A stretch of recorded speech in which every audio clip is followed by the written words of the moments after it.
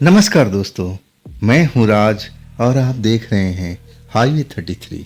तो चले दोस्तों आज की कहानी की सफ़र पर। दोस्तों आज की कहानी जो हमें भेजे हैं उनका नाम है गजेंद्र। उत्तर प्रदेश के निवासी हैं और ये जो घटना उनके साथ में घटी थी ना, साल था 2005 का। जनवरी की सर्दियों भरी रात थी। लेकिन इससे पहले भी एक घटना उनके साथ में, जहाँ वो काम करते थे शहर में, दिल्ली में जहाँ वो रहते थे, वहाँ पर उनके साथ एक घटना पहले भी घट चुकी थी। तो क्या हुआ था उनके साथ में, आइए हम विस्तार से जानने की कोशिश करते हैं गजेंद्र जी की ही पॉइंट ऑफ व्यू से। दोस्तों मैं वो घटना कभी भूल नहीं सकता। लेकिन मैं पहले ऐसा नहीं था। मैं पहले अब टोना टोटका, जादू टोना, भूत प्रेत इत्यादि इत्यादि शक्तियों को मैं मानता तक नहीं था। मैं पढ़ा लिखा इंसान था। अब मैं अंधविश्वास पर कभी यकीन करता ही नहीं था। लेकिन मैं बताऊं ना, उस झगड़ा में मेरी कोई गलती नहीं थी। मेरी जो पड़ोस की एक महिला थी, खाम खा वो हमारे ऊपर में ऐसा इल्ज़ाम लगा रही थी। वो कह रही थी कि ये गंदगी जो किया हुआ है साफ सुथरा करके हमारे दरवाजे पर मैं ही लगाया हूँ। जबकि मैं तो लेट आता था, सुबह जल्दी अपने ऑफिस निकल जाता था। अब मैं भला ऐसा क्यों काम करूँगा। जरूर ये शरारत और किसी की थी, लेकिन वो इल्ज़ाम महिला मेरे ऊपर लगा रही थी। मैं उसको बहुत समझाने की कोशिश किया कि देखिए आंटी जी, मैं तो जानता तक नहीं कि इसने कौन यहाँ गंदगी लगाया है। चलिए कोई बात नहीं, मैं उठा कर फेंक देता हूँ। मैं झगड़ा ख़त्म करना चाहता। अब मैंने वही किया कि मैं अब ये जानता तक नहीं कि इसने अब कौन से झाड़ू लगाकर आपके पास दरवाजे पर कर दिया। अब सबका किराए का घर था, अपना कोई घर भी नहीं था। लेकिन सफाई पसंद हर कोई होता है, मैं भी होता हूँ। लेकिन इसमें मेरी कोई गलती नहीं थी। फिर भी मैं झगड़ा शांत किया। उस कूड़ा को उठा करके मैं कूड़ादान में डालाया। अब उसके बाद उस आंटी से मेरी बोलचाल बंद हो चुकी थी। अब उनके मन में क्या चल रहा था मुझे कुछ भी नहीं पता। अब कुछ दिनों के बाद मेरे दरवाजे पर एक नींबू, कुछ मिर्च, ना जाने क्या क्या चीज़, और वहाँ पर सिंदूर जैसा चीज़ें मेरे दरवाजे के अंदर फेंका हुआ था। जो बरांडा था, मेरा मेन गेट था। मैं जब सुबह उठता हूँ, उन चीज़ों को देखता हूँ और मैं ज़ोर से हंसता हूँ। मैं इन चीज़ों पर विश्वास करता नहीं था। मैं पहली बार देख करके समझ गया था कि ये कोई टोना टोटका है, जैसे मैं गांव में देखता हूँ, लोग बाग बताती हूँ। लेकिन मैं जानता था कि इनमें कोई शक्ति नहीं होती है। ये खामखा को मन को सुकून देने वाली बात होती है, मन को भरमाने वाली बात होती है। इसमें कुछ नहीं है, कोई तंत्र मंत्र नहीं है। मैं उस नींबू सामान जो भी था वहाँ पर सबको एक थैली में भर करके कूड़े में जा करके फेंक आया। और तब मैं देखा था कि औरत दरवाजे पर खड़ी होकर के जिनसे मेरी लड़ाई हुई थी, वो बड़ी बड़ी आंखों से मुझे घूर रही थी कि आखिर ये कर क्या रहा है। मैं शांत भाव से गया, कूड़ा में डाल करके उन सामानों को हाथ झाड़ता हुआ आ गया। इसके बाद नहाना धोना, फ्रेश होना, अपने काम पर निकल जाना। तब तक मुझे ऐसा कोई चीज़ का अब हुआ नहीं था, ऐसा कोई बात बनी नहीं थी कि मैं यकीन करूं कि टोना टोटका भी कोई अनिष्ट करता है, कोई काम करता है कि नहीं करता है। मुझे ज़रा भी नहीं पता था। अचानक जो आंटी थी 3-4 दिन के बाद ही अपना घर खाली करके कहीं और चली गई। घर में ताला बंद था, घर खाली था। लोग बाग अब उस घर को लेने के लिए चक्कर लगा रहे थे। लेकिन मकान मालिक कह रहा था कि नहीं, इस घर को मैं पहले साफ सफाई कराऊंगा, फिर थोड़ा मरम्मत का ही काम है, अब फिर मैं जो जिसको देना होगा मैं दूंगा, लेकिन अभी नहीं, इसमें 1-2 महीना लगेगा। अब वो काम तो करा नहीं रहा था, घर बंद ही था। अब मैं जैसा अपना उसूल था, सुबह उठता था अपनी कंपनी की ओर, और शाम को खाना पीना खा करके मस्त हो होटल से अब फिर अपने कमरे में आता था। कुछ देर अपना पत्रिका वगैरह पढ़ता था, या फिर मुझे नींद आती थी, सो जाता था। उस रात भी ऐसे ही मैं सोया था। अचानक वो जो घर खाली करके आंटी गई थी ना, उसमें कुछ आवाज़ आ रही थी, जैसे कोई भारी भरीकम चीज़ का, जैसे हथौड़ा बज रहा हो, कोई अब उसमें कोई काम करवा रहा हो। मैं सोचा कि मकान मालिक बोला तो था कि इस घर में मरम्मत करवाएगा, लेकिन भाई ये आधी रात के टाइम में कौन भला अब मकान को मरम्मत करवाने के लिए आता है। मुझे कुछ अब सोने में दिक्कत हो रही थी। आवाज़ धूम धड़ाक हो रही थी। तो मैं सोचा कि अगर मकान मालिक होगा तो मैं बोलूँगा कि ये क्या तरीका है सर, हम ड्यूटी करने वाले लोग हैं और अगर हम सोएंगे नहीं तो काम पर कैसे जाएंगे। मैं यही सोच करके अपने घर से निकला।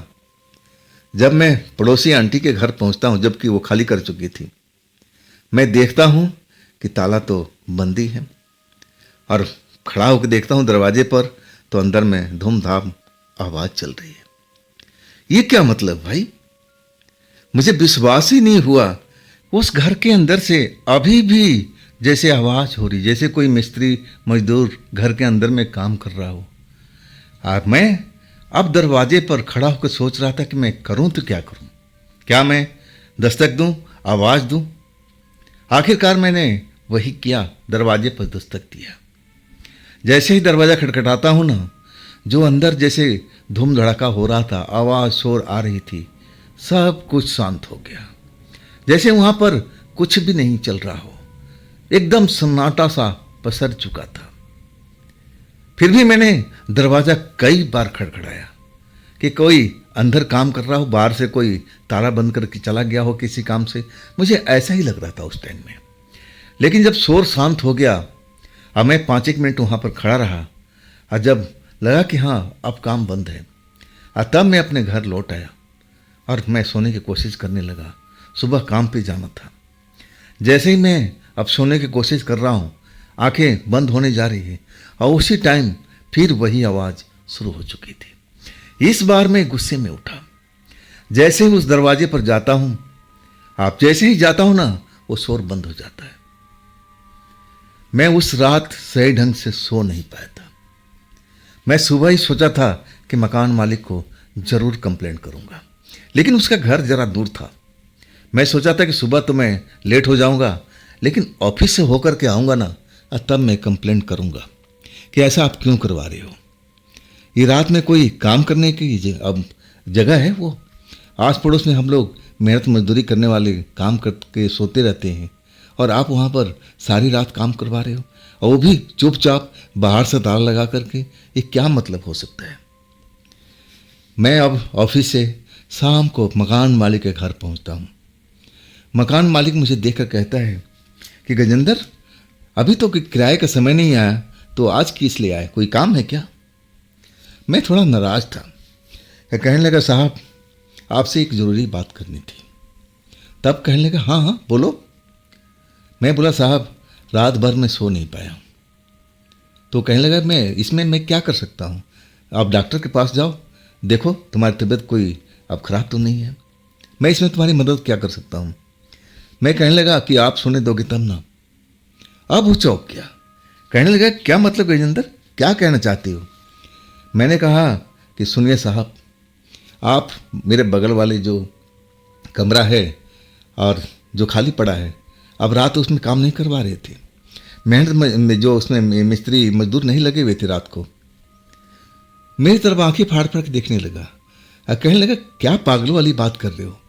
भला मैं रात को काम कराने जाऊंगा, वो भी रात के टाइम में, जैसे तुम बता रहे हो? अरे नहीं भाई, अभी तो हमने उस वहाँ का कोई काम का शुरुआत ही नहीं किया है। हाँ, एक आध दिन में ज़रूर मैं करने वाला हूँ, और मैं तुम्हें बताता भी, लेकिन दिन के टाइम में काम होगा कि रात में थोड़ी मैं किसी को डिस्टर्ब करूँगा। मैं जानता नहीं कि आप लोग सारा दिन काम करते हो, रात को आराम करते हो, भला मैं ऐसा अनर्थ कैसे कर सकता हूँ। अब वो जैसे मेरे से सब बातें पूछने लगा कि तुम कैसे जानते थे कि रात में अब वहाँ शोर हो रहा है, मिस्त्री काम कर रहे हैं, मजदूर काम कर रहे हैं। अब मैं सारी रात की कहानी बताया। अब मैं दिखाया कि देखिए मेरी आंखें सूजी हुई नहीं लग रही है, आंखें लाल लाल नज़र नहीं आ रही है। तब कहने लगा, हाँ तो ये कौन कर रहा है? मैं कहने लगा, साहब मैं तो नहीं जानता। और तब वो कहने लगा कि वो औरत जो खाली करके गई है, मुझे कई लोगों का कंप्लेंट आया था कि वैसे ही कुछ अलग किस्म की है, जैसे कोई जादू टोना करने वाली। अब मैं विश्वास नहीं करता है, तो मैं भी अब अपना घटना बता दिया कि साहब मेरे साथ भी हुआ था। उसने शायद मेरे घर पर नींबू मिर्च वगैरह पता नहीं क्या क्या डाल के आई थी। अब मैं सब उठा कर कूड़ेदान में फेंक दिया। अब मकान मालिक मेरी तरफ चौंक के देख रहा था कि तुम्हें ऐसा नहीं करना चाहिए, अब ज़रूर उसमें कोई ऐसा चीज़ होगा, तुम्हें सावधानी बरतनी चाहिए थी। मैं हंस के कहने लगा, साहब मैं इन बातों को यकीन नहीं करता हूँ, आप करते हो क्या? तब वो कहने लगा, नहीं नहीं, मैं भी यकीन नहीं करता था, लेकिन कुछ कारणों से मैं यकीन करने लगा हूँ। अब देखो, जैसे ही मेरे उस औरत के खिलाफ एक दो कंप्लेंट मिले, तुम तो बताए नहीं मुझे, लेकिन तुम्हारे अड़ोसी पड़ोसी कुछ ऐसी बात बताए कि मैं उसको खाली करा दिया। मैं बोलने लगा कि एक दिन मैं तुम्हें अपने कमरे में नहीं रखूँगा, यहाँ पर सभ्य लोग रहते हैं, मेहनत मजदूरी करने वाले लोग रहते हैं, और तुम्हारी तरह अब ये जादू टोना करने वाले लोग नहीं रहते। तुम मेरे घर खाली कर जाओ। और उसके बाद वो खाली कर गई थी। कहाँ गई ना कुछ भी पता नहीं मुझे। अब फिर कहने लगा कि ज़रूर ये उसी का काम होगा, जाते जाते भी अपना इल्म शायद छोड़ गई है उस घर में। डर गया था मकान मालिक। कहने लगा कि अब देखो, अब तो शाम हो चुकी है, अब तो मैं नहीं आऊँगा, हाँ मैं कल आता हूँ दिन में, अब फिर उस कमरे में पूजा पाठ करवाता हूँ। ज़रूर उसमें कुछ तंत्र मंत्र करके गई है ताकि जो भी उसमें आए परेशान रहे। मैं अभी भी इन चीज़ों को मानता नहीं था। मैं तो समझता था कि रात भर शायद मालिक ने चुपचाप काम पर लगा दिया हो, मिस्त्री मजदूरी जो ओवर टाइम करते हो, और दो चार पैसा उनको ज़्यादा दे दिया होगा। मैं तो यही समझ रहा था, लेकिन मेरी आंखें खुल चुकी थी। मैं सोचने लगा कि अरे मैं अपने कानों से सुना हूँ, एक बार नहीं ना जाने कितनी बार मैं सो नहीं पाया हूँ। आखिर मकान मालिक कहना क्या चाहता है, क्या ये शक्तियाँ होती है? लेकिन मैं अभी भी यकीन नहीं कर रहा था, और न मैंने किया। अचानक मुझे घर जाने का प्रोग्राम बना, और तब तक मकान मालिक उस घर में पूजा पाठ करवा चुका था। अभी किराएदार कोई नहीं आया था, बहुत जल्द आने वाला था। अब कई लोग मकान देख के गए थे तो कोई न कोई ले ही लेता। और उसी बीच मुझे अपने गांव जाना था, बहुत अर्जेंट काम था। जो भी ट्रेन मिली अब मैं पकड़ लिया था। मैं सोचा था कि शाम तक अपने स्टेशन पर पहुंच जाऊंगा, लेकिन अब एक स्टेशन नहीं था, दो स्टेशन पर मुझे जाना था। एक तो जंक्शन था, जो मैंने ट्रेन पकड़ रखा था, वो मेल ट्रेन थी और हमारे छोटे स्टेशन पर रुकती नहीं थी। अब वहाँ से उतर कर के मुझे एक पैसेंजर ट्रेन जो वहीं से मिलती थी, और वो पकड़ कर फिर मेरे अपने स्टेशन पर पहुँचना था। जब मैं वहाँ पहुँचा ना, तो रात के 9 बज चुके थे। ट्रेन कुछ पहले ही लेट थी और कुछ रास्ते में हो गई। 9 बजे उतरा तो जो पैसेंजर ट्रेन थी अब वो चली गई थी। अब उसके 1 घंटे के बाद में एक पैसेंजर ट्रेन थी, और वही मुझे अब पकड़ना था। मैं इत्मीनान से बैठा हुआ था, और वहाँ से लगभग 1 घंटे का सफ़र था हमारे स्टेशन का। सब कुछ सही चल रहा था। निश्चित टाइम पर ट्रेन आ चुकी थी। हाँ, थोड़ा लेट जरूर थी, लेकिन ज़्यादा नहीं। अब ट्रेन पूरी की पूरी खाली पड़ी थी, पैसेंजर ट्रेन। हाँ, कुछ डिब्बों में जो मेरे जैसे मुसाफिर थे, जो दूर से आए थे, अब उस ट्रेन को अब पकड़ लिए थे। मैं भी एक डब्बे में आकर अब एक सीट पर अब लेट सा गया था। पूरा डब्बा तो खाली था, जहाँ मर्जी बैठो, अब कोई रोकने वाला ना टोकने वाला। अब मेरे पास कोई ज़्यादा सामान नहीं था, बस एक मेरा बैग था, और अपने सिरहाने रख करके आराम से अब सोच रहा था, और कब ट्रेन खुलेगी, कब मैं अब स्टेशन पहुंचूंगा। और वहाँ से मेरा घर तो बिल्कुल पास में था, थोड़ा ही सफ़र था पैदल का। अब मैं बड़े आराम से अपना घर कभी भी पहुंच सकता हूँ। ट्रेन कब चली, जब झटका लगा ना, तब मेरी आँख खुली। कब मैं सो चुका था मुझे पता ही नहीं चला। और जब देख रहा हूँ ना, तो ट्रेन तो स्पीड पकड़ रखी है, जैसे फास्ट ट्रेन हो। कब अब ट्रेन खुली मुझे जरा भी जानकारी नहीं।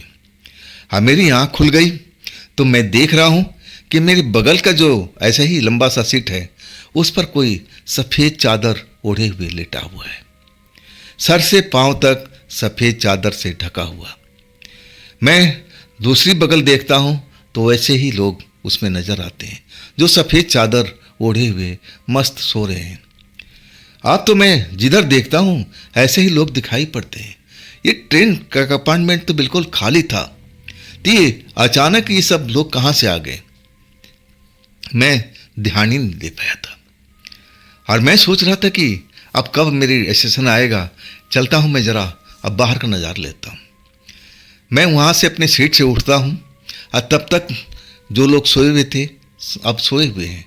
मैं उनको कोई डिस्टर्ब नहीं किया। दरवाजे पर आता हूँ तो दरवाज़ा बंद मिलता है, मैं खोलने का कोशिश करता हूँ तो दरवाज़ा खुल नहीं पाता।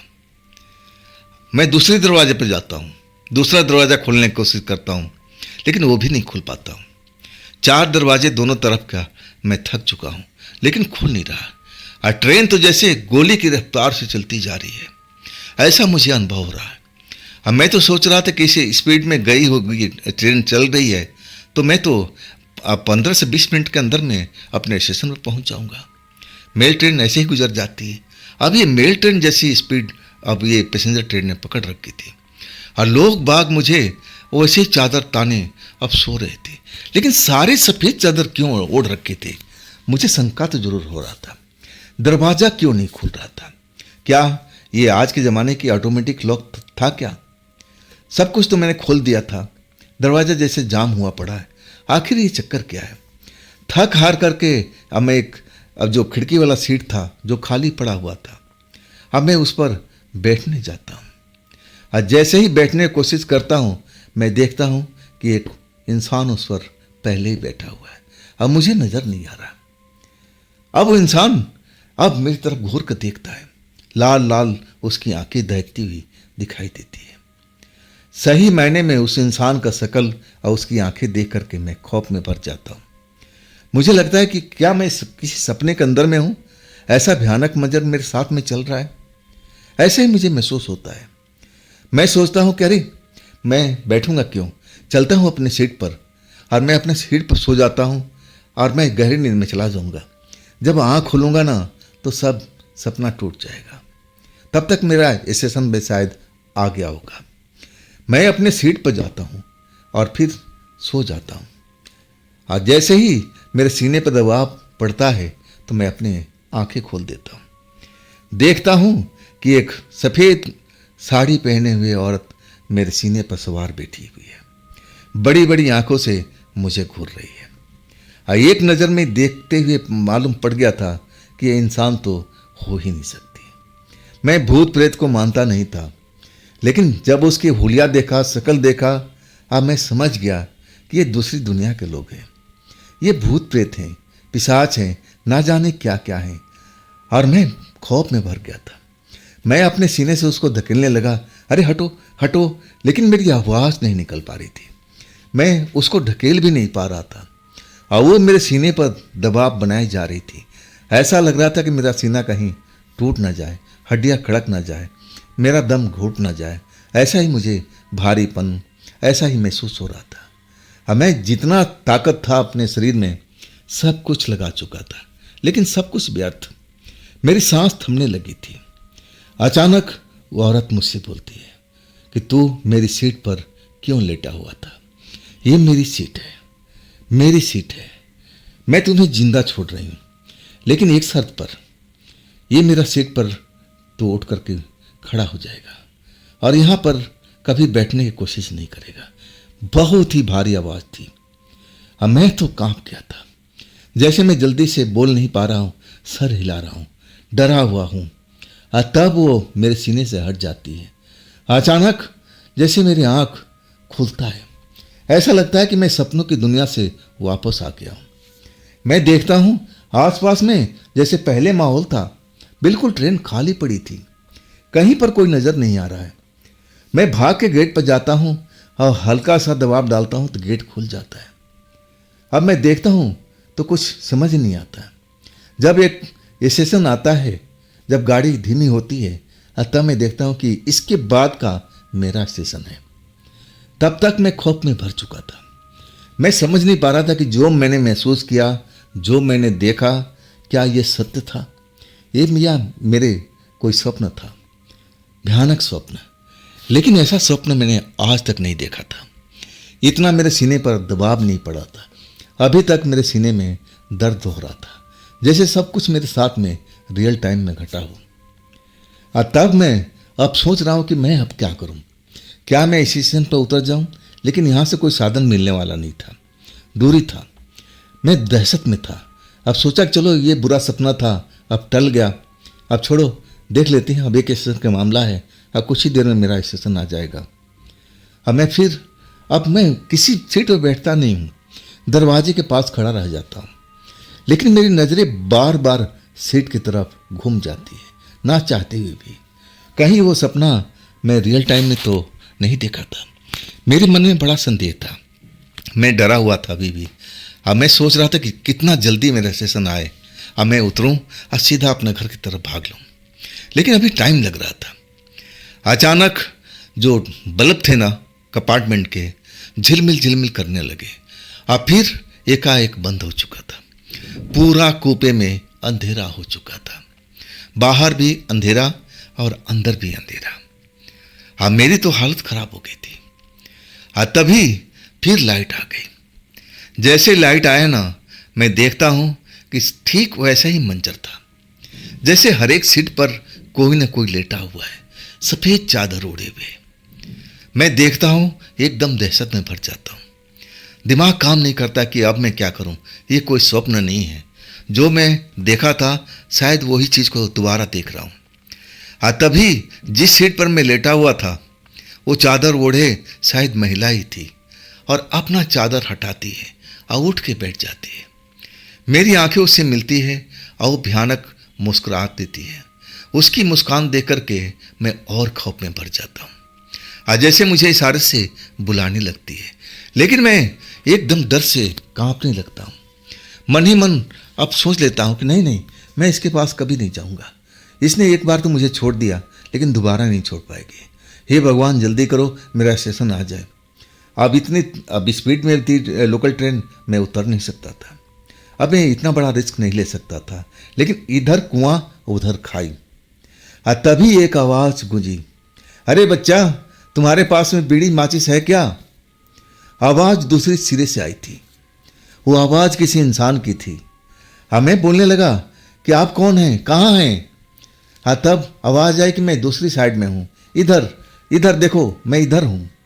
मैं देखता हूँ कि एक साधु बाबा अब दूसरी गेट पर खड़े हैं, अब मेरी तरफ देख रहे हैं और इशारा कर रहे हैं। जब मैं उनको देखा ना, साधु बाबा को, मैं परवाह नहीं किया कि कौन वहाँ सोया हुआ है, कौन मुझे देख रहा है। मैं तो भागता हुआ अब उस साधु बाबा के पास पहुँच गया था।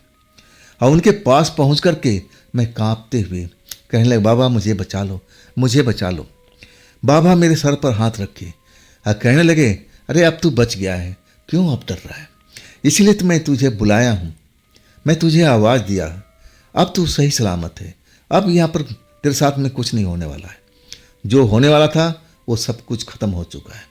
अब पलट कर देख, क्या तुझे ऐसा कुछ दिखाई दे रहा है? जब मैं देखा ना, तो वाकई पहले वाली स्थिति थी। कोई उस कूपे में नहीं था, सब सीट खाली पड़ी थी। और वो नज़ारा मैं कैसे भूल सकता हूँ, जब प्रत्येक सीट पर कोई न कोई अब सोए हुए था, चादर ओढ़ करके, लंबी तान करके, दिन दुनिया से जैसे बेखबर, एक जैसी सफ़ेद चादरी थी। ये सब चल क्या रहा था? साधु बाबा मेरी तरफ देख रहे थे और मेरे को अब दिलासा दे रहे थे कि तू डर मत, अब ऐसा कुछ नहीं है। मैं पूछने लगा, बाबा ये सब क्या है? तब वो कहने लगे, तू समझ नहीं पाएगा, तू समझ नहीं पाएगा, तेरे ऊपर कोई ग्रह भारी हुआ पड़ा है, तभी तुझे ये सब नज़र आ रहा है। हाँ, मैं ज़रूर देखता हूँ, अभी भी मुझे वो नज़र आ रहे हैं, लेकिन अब तुझे नज़र नहीं आ रहा है, क्योंकि मैं अब तेरा का वो आँख जो देखना चाहता है वो बंद कर दिया हूँ। मैं देख लिया था कि तुम बहुत डरे हुए हो। मैं अभी तक कुछ समझ नहीं पा रहा था। आखिरकार ये सेशन आया तो बाबा कहने लगे, आराम से जाना, हड़बड़ा के मत जाना, दाएं बाएं देखते हुए जाना। अब वैसे मैं कोशिश कर रहा हूँ कि तुम आराम से घर तक पहुँच जाओ। मैं बाबा की तरफ देखने लगा, बाबा आप नहीं उतरोगे? तब बाबा कहने लगे, नहीं, मेरा सफ़र अभी और आगे है, मैं लास्ट स्टेशन पर उतरूँगा, अब तुम जाओ। अब मैं हिम्मत करके ट्रेन से उतरा। सब कुछ ठीक ही लग रहा था। अब मेरे सामने ही वो ट्रेन अब चल पड़ी थी। अब आंखें बरबस उस ट्रेन की तरफ घूम गई थी, वो कुपा की तरफ जिसमें मैं सवार था, अब मेरे सामने से गुजर रहा था। अब मैं देख रहा था कि उसमें अब सामान्य था, कुछ नज़र नहीं आ रहा था जैसे मैं पहले देखा था, पूरा का पूरा खाली था। मैं अपने घर की तरफ चलता हूँ और कुछ ही देर में अब घर पहुँच जाता हूँ। जब घर पहुँच करके सब अपना दस्ता ब्याह करता हूँ अपने घर वालों को, घर वाले भी डर जाते हैं। अगले दिन मुझे एक तांत्रिक के पास ले जाते हैं। तांत्रिक पहली नज़र में अब खुलासा कर देता है कि तुम्हारे ऊपर कोई अब जादू टोना का असर है। अब मैं वो ट्रेन वाला भी किस्सा बताता हूँ, उस घर वाला भी किस्सा बताता हूँ। और तब कहने लगा, हाँ मैं देखते ही समझ गया था, तुम पर वो टोटका लग चुका है, वो तुम्हें उठाना नहीं चाहिए था। अब मैं बहुत खौफ में था। और तब परिवार वाले पूछने लगे कि इसका उपाय। तब पापा कहे, घबराओ मत, अभी ज़्यादा टाइम बीता नहीं है, कुछ ही दिन हुआ है, सब कुछ सही मैं सही कर दूंगा। लेकिन इस काम में मुझे 3 दिन तक आना पड़ा था। 3 दिन तक वो पूजा पाठ करते रहे और तब जाकर उन्होंने डिक्लेयर किया कि सब कुछ अब सही हो चुका है। इसके बाद मैं तो डर जाता था। अगर चौराहे पर मैं नींबू भी देख लूँ ना तो उससे बहुत दूर बच के निकलता था। नहीं तो पहले इन चीज़ों को मैं परवाह ही नहीं करता था, मैं तो उनको कुचलता हुआ निकल जाता था। अब मुझे कुछ होता ही नहीं था। अब वो तांत्रिक बाबा जो ने बताया था ना कि सब उस टोटके को जस हुआ, तुम्हारी एक ऐसी आँख खुल गई, एक ऐसी शक्ति तुम्हारे अंदर जाग गई कि तुम भूत प्रेत को एहसास कर सको। वो औरत तुम्हें डरा करके मारना चाहती और वो सफल भी हो जाती। लेकिन वो साधु बाबा जो बता रहे हो ना, ट्रेन में मिल गए, वो भी एक आत्मा थे और उस टाइम उस ट्रेन में अब सवार कहीं जा रहे थे। आज उन्होंने तुम्हें पहचान लिया कि तुम कष्ट में हो, ये आत्माएं तुम्हें मार डालेगी डरा करके, और तब वो तुम्हें बचाए थे, याद है ना? मैं बोला, हाँ बिल्कुल सही कह रहे हो आप। और तब मैंने जाना कि हाँ, ये सब टोना टोटका, जादू मंत्र, भूत प्रेत, ये भी संसार में अब मौजूद हैं और ये असर भी करते हैं। तो दोस्तों, ये थी आज की कहानी गजेंद्र जी की भेजी हुई। ये कहानी आपको कैसी लगी कमेंट में जरूर बताइएगा। हाँ दोस्तों, ये भी चैनल आप ही का है, तो इसको भी अपना प्यार दीजिए, लाइक कीजिए, सब्सक्राइब कीजिए अगर आपने अभी तक नहीं किया है। अगर आपके पास भी ऐसी कोई घटना है तो आप अपना घटना भी शेयर कर सकते हो मेरे व्हाट्सएप नंबर पर या फिर मेरी मेल आईडी पर, और जो भी आपको सुविधा लगे। फिर हम कल मिलते हैं इसी टाइम, अब इसी चैनल पर। आप लोग अपना ख्याल रखिए। नमस्कार। नमस्कार दोस्तों, मैं हूँ राज और आप देख रहे हैं हाईवे 33। दोस्तों, बहुत दिनों के बाद मैं पारस की कहानी अपलोड करने जा रहा हूँ। मैं अपलोड तो हमेशा करना चाहता था, लेकिन मेरे पास में कहानी पहुँच नहीं पा रही थी। अब कहानी मेरे पास में आ चुकी है, एक एपिसोड, और इसी एपिसोड को मैं आपको प्रस्तुत करता हूँ। ये एपिसोड पार्ट 11 है। पार्ट 10 तक आपने जान चुके हैं कि पारस के जीवन में क्या क्या चल रहा था। पारस एक मजदूर थे और अपनी मेहनत के बल से आगे बढ़े थे। वो रमेश ठेकेदार के पास में अब मजदूरी करते थे। उनका साथ एक चाचा थे जो हमेशा पारस के साथ देते थे। जंगल में जाते हैं, उनको घूमने की आदत होती है रात के टाइम में, और एक लड़की से उनका मुलाकात होती है। लेकिन लड़की ऐसी वैसी नहीं, कोई विशेष अब एक लड़की है और ऐसा कुछ देती है पारस को, जिससे अब पारस को अब एक तरह से रमेश ठेकेदार अपना पार्टनर बना लेते हैं। बहुत कुछ उनके जीवन में घटने लगता है। उनका शरीर में अब ऐसा क्या चीज, कोई शक्ति आ चुकी है जिससे आत्माएं प्रभावित होती रहती है। आत्माएं तो आत्माएं, तांत्रिक लोग भी अब उनसे प्रभावित होने लगते हैं। हर कोई अब उनको पाना चाहता है, जानना चाहता है कि आखिर उनके अंदर में ये शक्ति आई कहाँ से। अब वो पिछले एपिसोड में एक लड़की को मदद किया था जब वो अपनी नई बाइक से आ रहे थे, और तब बरसात की रात थी। लड़की बारिश में भीग रही थी। दया भाव से उस लड़की को बिठाते हैं और उस लड़की को घर तक छोड़ के आते हैं। घर में अब बूढ़ी दादी होती है लड़की की, और वो चाय पिलाने के लिए रुक लेती है। चाय पीने के बाद में अब पारस को नींद आ जाती है।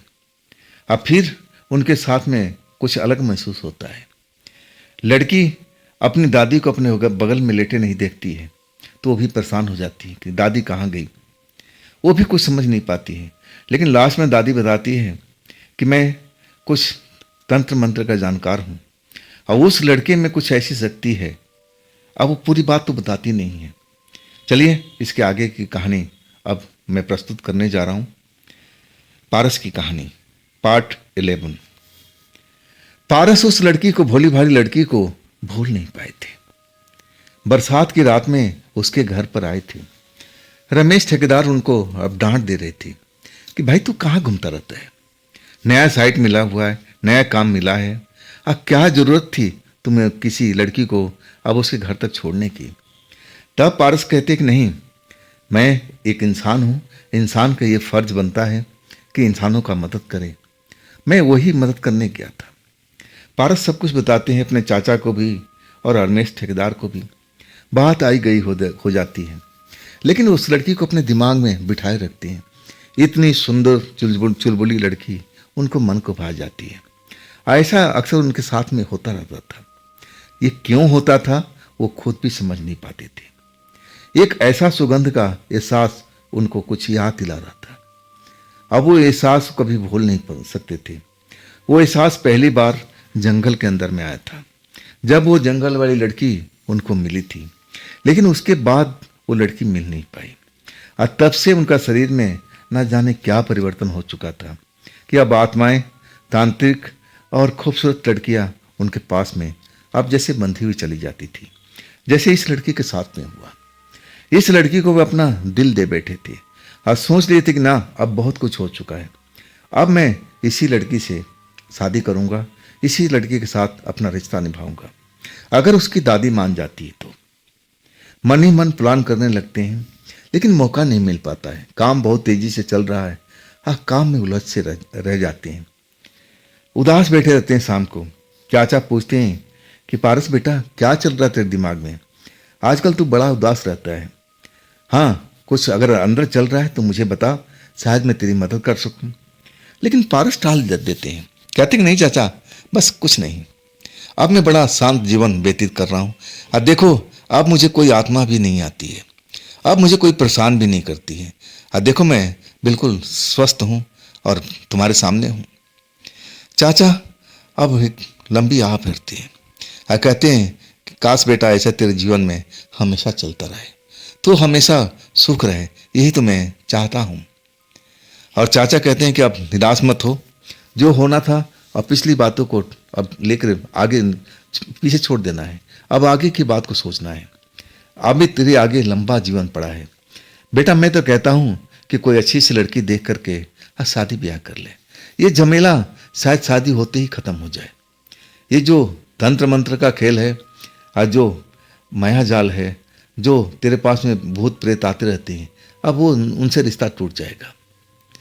पारस हंस के कहते हैं चाचा, वो तो अब मेरा पीछा छूट ही चुका है। अब तो तुम जानते ही हो कि मेरे पास में कोई आत्माएं नहीं आती, ना अब तांत्रिक लोग अब मुझे परेशान करते हैं। अब तो लगता है कि जैसे मैं सामान्य जीवन जीऊँगा।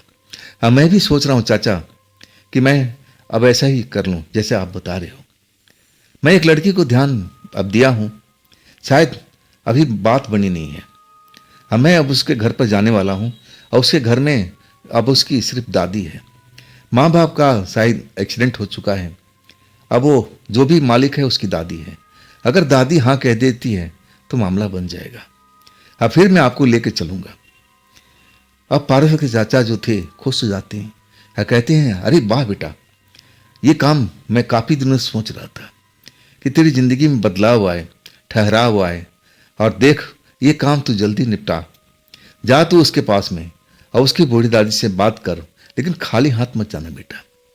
कुछ मिठाई, कुछ फल वगैरह वगैरह लेके जाना। पारस हंस के कहने लगे कि आप चिंता मत करो दादा, मैं अपनी पूरी तैयारी से जाऊंगा। अब आखिरकार दोपहर के बाद अब कुछ काम हल्का था तो अपनी बाइक निकालते हैं। पारस चाचा को इशारा करते हैं कि मैं जा रहा हूँ, और चाचा भी हाँ भर देते हैं कि जा, बाकी मैं संभाल लूँगा। अगर रमेश ठेकेदार आएगा तो मैं इसको समझा दूंगा कि कोई काम के वजह से तू बाहर गया हुआ। पारस अपने मंजिल की तरफ चल पड़ते हैं। उस दरवाजे पर पहुंचते हैं। दरवाजा बंद पड़ा है अंदर से, शायद अंदर ही होंगे दादी और पोती। हिम्मत नहीं हो रही है कि दरवाजे को अब खटखटाऊं। पारस मन ही मन बड़ा बेचैन हो रहे हैं कि अब क्या करूं। मेरी हिम्मत नहीं हो रही है दरवाजा खटखटाऊं। अगर दादी खोली तो ना जाने क्या सोचेगी। अब पीछे हटने लगते हैं और तभी कहता कि नहीं, इतना दूर से आए हैं, अब लौटेंगे तो नहीं, चलो एक बार ट्राई करते हैं। दरवाज़ा पीटते हैं। दरवाज़ा पीटते ही दरवाज़ा खुलता है और वही खूबसूरत सीधी सादी लड़की अब उनके सामने आ जाती है। वो भी पारस को देख करके हैरान हो जाती है। अरे आप, बहुत दिनों के बाद, कहाँ थी इतने दिन? लड़की ना जाने कितने कितने सवाल कर देती है। पारस चुपचाप खड़े रहते हैं, कुछ बोलते नहीं हैं। जब लड़की अपनी बात कह लेती है अतः पारस कहते हैं कि आपके अलावा घर में आपकी दादी हैं। लड़की नाम में सर हिलाती है, नहीं दादी तो नहीं है, किसी काम से बाहर गई होगी। आओ चलो, दादी आती ही होगी, तब तक मैं आपके लिए चाय पानी का इंतजाम करूं। और बताओ क्या चल रहा है लाइफ में। अब पारस कुछ बोल नहीं पाते हैं, बस उसको घूरते रहते हैं। और तब लड़की शर्मा जाती है। ऐसा क्या देख रहे हो जी मुझ में, क्या ढूंढने की कोशिश कर रहे हो। पारस और शर्मा जाते हैं और कहते हैं कि मैं बताऊंगा तो शायद तुम नाराज हो जाओ। अब लड़की के शायद दिल में कुछ हलचल हो रही थी, वो भी जवान लड़की थी, पारस भी जवान थे, वो भी शर्मा गई है। कहने नहीं, जो कहना है आप बताइए ना। पारस धीरे से बताते हैं कि मैं तुम्हें पसंद करता हूं और मैं तुमसे शादी करना चाहता हूं। मैं ज्यादा टाइम लगाना नहीं चाहता हूं। अगर तुम्हें मंजूर है तो अपनी दादी से बात करो, हम इस रिश्ता को आगे बढ़ाने के लिए आए हैं। अब ये सब बात सुनकर के लड़की अब एकदम आश्चर्य में पड़ जाती है कि लड़का सीधा आ रहा है और सीधा शादी का ऑफर दे रहा है। ये कैसी भाई, अरे थोड़ा मिलो जुलो, मन में ना जाने क्या क्या सोचती है। लेकिन पारस की सादगी पर अब वो मुस्कुरा देती है कि लड़का बड़ा शरीफ है, सीधा शादी पर आ गया, इधर उधर भटकाने की कोशिश नहीं किया। और वो खुश हो जाती है। अब कुछ बोल तो नहीं पाती है, किचन की तरफ भागती है, पानी वानी लाती है, कांपते हाथों से अब गिलास पारस को पकड़ाती है। पारस का भी यही हाल है। ना जाने इस लड़की ने उनके ऊपर में क्या जादू कर दिया था। अब इसी का अब ये देख रहे थे इसी के तरफ में। तब तक दादी आ जाती है। पारस को अपने कमरे में बैठे देख करके वो भी आश्चर्य में हो जाती है। अब पूछती है, बेटा क्या रास्ता भूल गए थे, इतने दिनों के बाद में आए हो। पारस बताते हैं कि नहीं दादी, मैं रास्ता नहीं भूला, अब मेरा काम थोड़ा दूरी पे चल रहा है, अब मैं उलझा हुआ था, लेकिन मैं आज एक विशेष काम से आपके पास में आया और वो काम आपकी बिटिया को बता दिया हूं। अगर आपको अच्छा लगता है तो मैं फिर एक दिन और आऊंगा संडे को, और देख लेना, अगर आपको पसंद आए तो हाँ करना, नहीं तो ना कर देना, मैं नाराज नहीं होऊंगा। और इतना कह करके पारस रुकते नहीं हैं। अब दादी रोकती रहती है, रुको बेटा, मुझे भी बता दो, मुझे बता दो। लेकिन पारस कहते कि नहीं नहीं, अपनी पोती से पूछ लीजिएगा, मैंने उसको सब कुछ बता दिया है। अगर आपको लगता है कि हाँ अब इस चीज़ को करना चाहिए तो मैं जब अगली बार आऊँगा तब आप अब जो कुछ बोलना है मेरे सामने बोल दीजिएगा, लेकिन मैं अब निकल रहा हूँ। बिना किसी की परवाह किए दरवाजे से बाहर निकलते हैं। लड़की भी रोकना चाहती है कि रुको रुको, लेकिन पारस रुकते नहीं है, कहते हैं अगली बार आऊँगा, तब तक आप लोग सोच लो कि आप लोग क्या करना है। पारस दिल की धड़कन बढ़ी हुई है कि ना जाने अब दादी क्या व्यवहार करे। ये सब सोचने के बाद में, सुनने के बाद में बाइक स्टार्ट करते हैं और अब फिर अपने साइड की ओर चल देते हैं। साइड पर आने के बाद चाचा उनकी अब बाट देख रहे थे, अंधेरा हो चुका है, और पूछते हैं कि बात बनी बेटा। तब पारस कहते हाँ आधी बात तो बन गई है, लड़की का तो मैं अब जानता हूं कि एकदम 100% तैयार है, लेकिन रहा अब दादी की बात। अब देखते हैं दादी क्या बोलती है। हमें एक बार और जाना पड़ेगा, अगर दादी हाँ बोलती है तो मैं आपको लेके चलूंगा।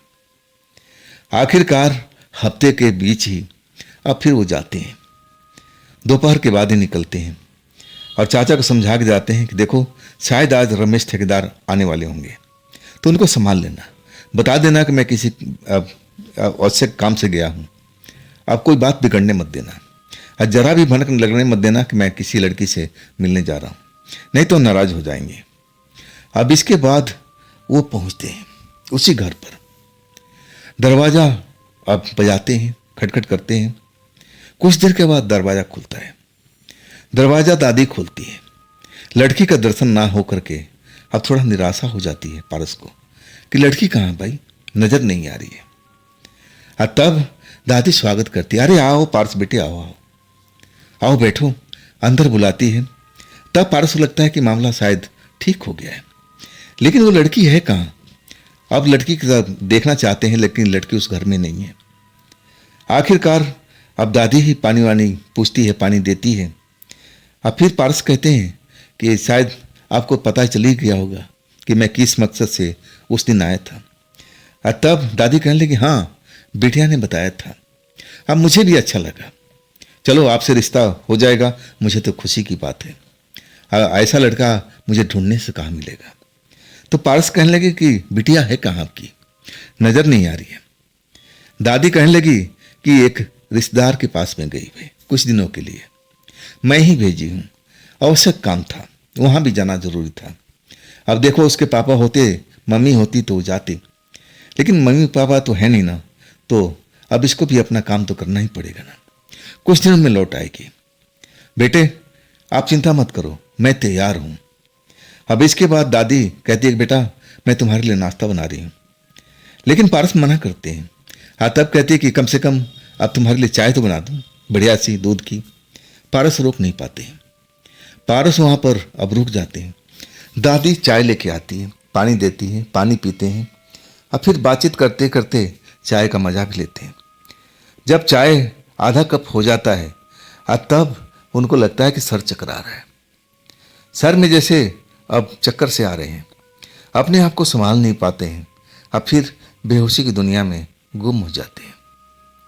जब उनको होश आता है ना तो देखते हैं हर तरफ अंधेरा ही अंधेरा हुआ पड़ा है, जिधर देखो उधर ही अंधेरा। हाँ कुछ आवाज आ रही है, ये तो दादी की आवाज है। दादी कहाँ है, मुझे हुआ क्या था, मैं हूं कहां पर। अब समझने की कोशिश करते हैं तो पता चलता है कि वो किसी घर में है। अब मध्यम से रोशनी जल रही है, उस रोशनी में देखते हैं तो लड़की की तस्वीर टंगी हुई है, जिससे अब वो पसंद करते थे, शायद उसी के कमरे में है। तो मैं यहां पर कैसे रुक गया, मैं तो अपने घर लौटने वाला था। और दादी ने चाय जैसे ही पिलाया, मैं आधा कप चाय पिया और सर चकराने लगा, क्या हो गया था मुझे। दादी है कहाँ पर, उसकी आवाज़ तो आ रही है, अब वो अब दिखाई नहीं दे रही है। अब उठते हैं अब उस पलंग से, और जैसे जैसे आवाज़ को पहचानते हुए कि आवाज़ कहाँ से आ रही है, आवाज़ का पीछा करते हुए दूसरे कमरे में पहुंच जाते हैं। दरवाजे पर अब रुक जाते हैं, देखते हैं कि दरवाज़ा तो थोड़ा सा खुला हुआ है, अंदर में वो दादी अम्मा एक गोल घेरा बनाई हुई है, उसमें कई दीपक जल रहे हैं। गोल घेरा के अंदर बैठी हुई है, कोई पूजा पाठ का प्रयोग कर रही है। उनके सामने बहुत तरह का फूल है, अक्षत है, चावल, ऐसे रोड़ी है, ना जाने क्या क्या चीज वो देख रहे हैं, और वो अपने ध्यान में मग्न है। पारस को देख नहीं पाती है, और वहां पर जैसे कोई सिद्धि कर रही हो, कोई अनुष्ठान कर रही हो, ऐसा ही पारस को लगता है। पारस को समझ में नहीं आता कि आखिर मैं यहां पर कैसे रुक गया। ये जो दादी अम्मा है, ये कोई जादूगरनी है, कोई तांत्रिका है, ये क्या कर रही है, कुछ समझ में नहीं आता है। अचानक दादी अम्मा की आवाज सुनाई पड़ती है, मुझे पता है कि तुम जाग गए हो, अब जाग गए हो तो मेरे सामने आके बैठ जाओ। पारस एकदम दहल जाते हैं। दादी अम्मा की आवाज जैसे गहरे कुएं से निकलती हुई सुनाई पड़ती है, और ऐसा लगता है कि बस कड़कती हुई आवाज है, लेकिन लहरा लहरा के आ रही है। दादी की आवाज तो ऐसी नहीं है, ये आवाज कैसे बदल गई। ना चाहते हुए भी आदेश को पालन करते हैं, जैसे उनको कह रहा है कि तू ये काम कर ले, इसी में तेरा भलाई है। और जैसे दादी कहती है अब वैसे ही बैठ जाते हैं। दादी अम्मा उनसे सवाल पर सवाल पूछते जाते हैं उनके जीवन के बारे में। अब पूछती है कि वो लड़की तुम्हें जंगल में कब मिली थी, और उसने तुम्हें क्या दिया था, और उसके बाद तुमसे उसकी मुलाकात हुई कि नहीं हुई, सब कुछ पूछने लगती है। अब ऐसे अपने होश हवास में होते हुए भी, ना चाहते हुए भी अब बोलते जा रहे थे, जैसे उनको कोई भूलने पर मजबूर कर रहा हो। एक एक बातें जो छिपाना चाहते थे वो छिपा भी नहीं पा रहे थे, जो सत्य था अपने मुंह से बोलते जा रहे थे। सारी बातें घंटों तक उगलवाती रही। अब फिर कुछ ऐसा अक्षत अब फेंकती है पारस के ऊपर में, जैसे ही अक्षत अब पारस के ऊपर गिरता है अब मूर्छित हो जाते हैं, बेहोशी में चले जाते हैं। जब फिर उनकी आंख खुल जाती है ना तो सुबह हो चुकी होती है। दादी उनको उठाती है। दादी मुस्कुरा के कहती है कि बेटा अब मैं एक बात बोलूं तो बुरा तो नहीं मानोगे। पारस तो समझने की कोशिश करते हैं, सब कुछ उनको ध्यान में थोड़ा बहुत आ जाता है कि मैं तो यहाँ पर आया था अब अपना बात पूछने के लिए कि क्या दादी अम्मा उस शादी के लिए तैयार हो। लेकिन दादी अम्मा ने तो मेरे साथ में गेम अब उल्टा कर दिया। ये तो जादू टोना जानती है, अब मैं क्या करूं। और उस पर दादी अम्मा कह रही है कि बेटा मैं एक बात पूछूं, बुरा तो नहीं मानोगे।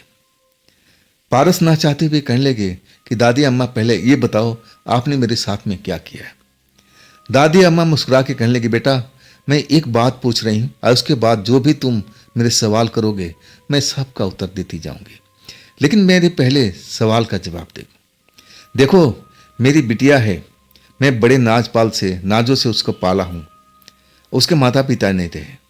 अब मैं उसको एहसास भी नहीं होने दिया कि वो अब गैर है या मेरी पोती है या फिर उसके माँ बाप नहीं है। आप समझ सकते हो, मैं तुम्हें परखना चाहती, देखना चाहती थी कि क्या अभी भी शक्तियाँ तुम में वो है कि नहीं है। हाँ बेटा मैं परख चुकी हूँ, वो शक्ति अब तुम्हारे के अंदर में नहीं है। मैं अब खुश हूँ कि चलो आखिरकार वो शक्ति से तुम्हें मुक्ति मिल चुकी है। अब तुम एक साधारण इंसान हो और मैं ऐसे ही साधारण इंसान को ढूंढ रही थी जिससे अपनी बच्ची को शादी करा सकूं।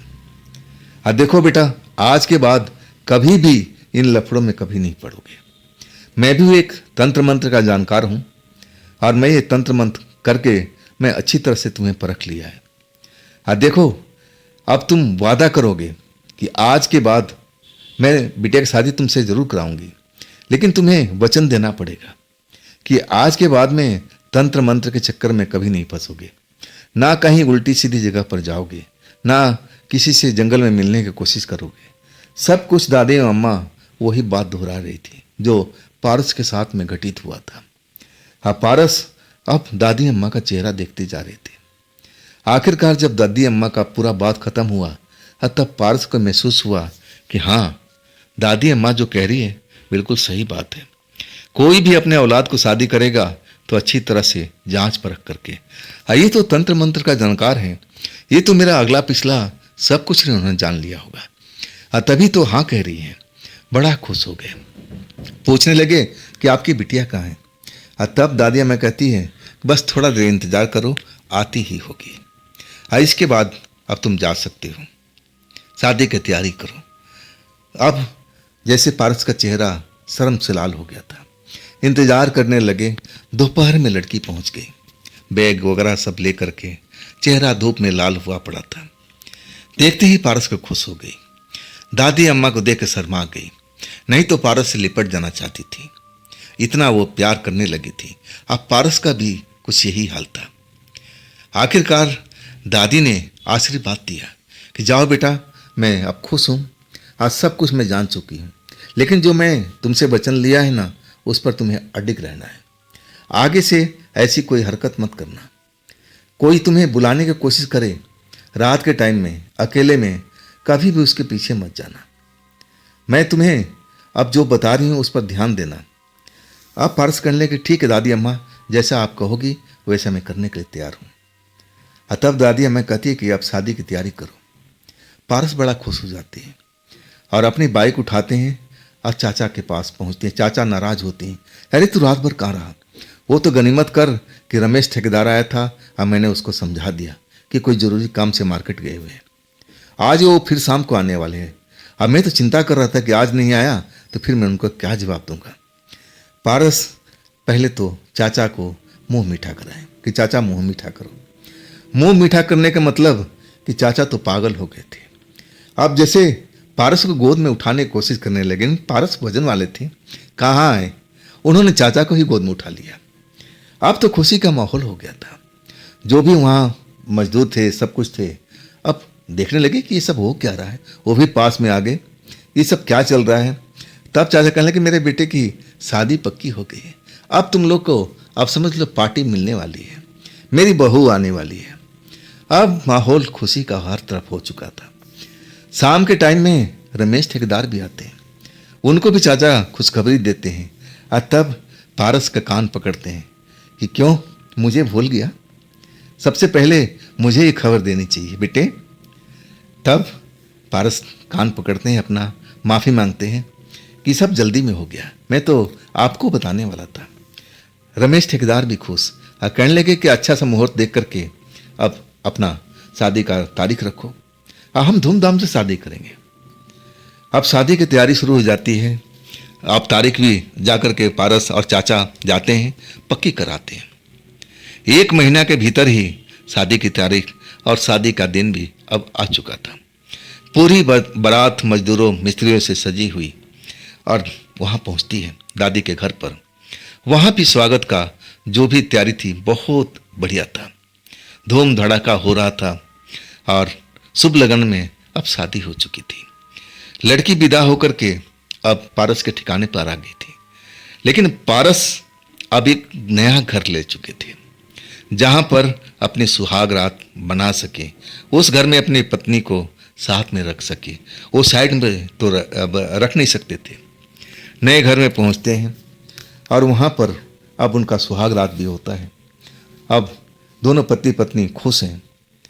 2-3 दिन ऐसे ही बीत जाता है। रात का टाइम है। अब जो पारस आते हैं थोड़ा लेट से आते हैं, आते ही अपनी पत्नी को बोलते हैं कि आज सर में बहुत दर्द हो रहा है, थोड़ा सा कोई दवाई हो या कुछ हो तो मेरे को दे दो ताकि आराम मिल जाए। अब उनकी पत्नी कहती है लाओ मैं सर को दबा देती हूँ, तेल है मेरे पास में। तेल लगा करके मालिश करने लगती है। पारस को बड़ा आराम मिलता है, रिलीफ मिलता है और सो जाते हैं। इधर जो पत्नी है ना, अब रात का टाइम है, वो भी अब सो जाती है। लेकिन जब पत्नी का आँख खुलता है ना तो पारस वहाँ पर थे ही नहीं। कमरे में हर तरफ देखती है लेकिन पारस नजर नहीं आते। बाथरूम में देखती है, पारस यहाँ होना चाहिए, वहाँ भी नहीं है। घबरा जाती है। देखती है कि बाहर का दरवाजा खुला हुआ है, तो पारस कहाँ गए। अब उसमें इतना हिम्मत नहीं है कि बाहर निकले। इंतजार करने लगती है। अब सारी रात निकल जाता है। सुबह के टाइम पारस जैसे नींद में चलते हुए आ रहे हो। आंखें एकदम जैसे लग रहा है कभी खोल रहे हो कभी बंद कर रहे हो, जैसे नशे में हो। लेकिन नशा तो पारस करती नहीं थी। आकर सीधा अपने बिस्तर पर गिर जाते हैं। पत्नी वहीं बैठी देखती रहती है और उससे कोई सवाल ना जवाब, चुपचाप अपने बिस्तर पर गिर करके खराटे भरने लगते हैं। अब ये नया रूप देख करके उनकी जो नई नवेली पत्नी थी वो भी घबरा जाती है। ये क्या हो गया जी। पारस को अब सोने देती है कि चलो पहले सोने दो, नींद पूरी करने दो, और इसके बाद मैं इनसे सवाल जवाब करूंगी। जब दिन चढ़ाता है तब पारस की पत्नी उठाती है, उठो जी अब काम पर नहीं जाना क्या। पारस हड़बड़ा के उठते हैं, अरे ये मैं कैसे इतना देर तक सोता रहा। पारस आश्चर्य में पड़ जाते हैं, तुमने मुझे जगाया क्यों नहीं। तब उनकी पत्नी कहती कि आप रात में कहाँ गए थे, आप तो सुबह के टाइम में लौटे हो, तो मैं सोची कि शायद आपको अभी नींद पूरा नहीं हुआ होगा। पारस एकदम आश्चर्य में पड़ जाते हैं। कहते कि मैं कहाँ गया, मैं तो यहीं पर था तुम्हारे सामने में, सर दर्द हो रहा था, इसके बाद तुमने तेल मालिश की तो मुझे आराम मिल गया था, मैं तो कहीं गया नहीं था। अब पारस की पत्नी आश्चर्य में डूब गई, बताने लगी ऐसा कैसे हो सकता है, मैंने आपको देखा है आते हुए, जब मेरी नींद खुली तो आप थे नहीं, इसके बाद मैं सो नहीं पाई। कहाँ गए थे आप। वो भी घबरा जाती है, अपने पति से पूछती है। लेकिन पारस को कुछ याद ही नहीं था कि आखिर गए कहाँ थे। उनके साथ में अब क्या नया खेल शुरू हो गया है, कुछ भी समझ नहीं पा रहे हैं। और दोनों पति पत्नी अब डरे हुए दिखाई दे रहे हैं। पारस कर रहा है कि तुम मेरे पे यकीन करो, अगर मुझे कुछ याद होता तो मैं आपको जरूर बताता, लेकिन मुझे कुछ याद नहीं है। आपने जब आते हुए देखा तो मेरी हालत कैसी थी। तब उनकी पत्नी बताने लगी कि आप कभी आंख खोल रहे थे, कभी बंद कर रहे थे, जैसे आप नशे में आ रहे हो। पारस अपने दिमाग पर हाथ रख करके सर पर सोचने लगे, लेकिन कुछ भी याद नहीं आ रहा था। अब पारस की पत्नी थोड़ा निराश हो गई थी कि अचानक ये पारस के साथ में क्या शुरू हो गया। कहने लगी आप चिंता मत करो जी, मेरी दादी है ना, सब कुछ सही कर देगी। हम दोनों चलेंगे दादी के घर पर और जो भी समस्या हम बताएंगे। दादी मेरी तंत्र मंत्र जानती है, अब कोई ऊंच नीच आपसे हो गया है तो उसको भी सही कर देगी, आप डरिए मत। अब इसके बाद पारस हाँ बोलते हैं कि तुम ठीक कह रही हो, हमें जल्द से जल्द तुम्हारी दादी के पास जाना चाहिए, लेकिन आज मैं जा नहीं पाऊंगा। आज का मैं 3 दिन तक जा नहीं पाऊंगा, इतना काम का लोड है। और 3 दिन के बाद जब संडे आएगा और तब थोड़ा काम कम होगा और तब हम चल पड़ेंगे। रात वहीं गुजारेंगे, दोपहर के बाद चलेंगे और रात तुम्हारे दादी के घर पर गुजारेंगे। क्या कहती हो? अब पारस की पत्नी भी खुश जाती है और कहती है ये तो अच्छी बात है। अब पारस अपने काम पर निकल आते हैं। तो दोस्तों आज की कहानी मुझे यहीं तक प्राप्त हुई थी और इसके आगे की कहानी का मैं उम्मीद करूँगा कि जल्दी ही मेरे पास में आ जाए ताकि मैं आपके समक्ष उस कहानी को प्रस्तुत कर सकूं। हाँ, ये कहानी आपको कैसी लगी कमेंट में ज़रूर बताइएगा। हाँ दोस्तों, ये भी चैनल आप ही का है तो इसको भी आप प्यार कीजिए, लाइक कीजिए। अगर आपने सब्सक्राइब नहीं किया तो सब्सक्राइब भी कर लीजिए और अपने दोस्तों को शेयर भी कीजिएगा। दोस्तों फिर हम कल की रात मिलते हैं इसी चैनल पर एक नई कहानी के साथ में। आप लोग अपना ख्याल रखिएगा। नमस्कार।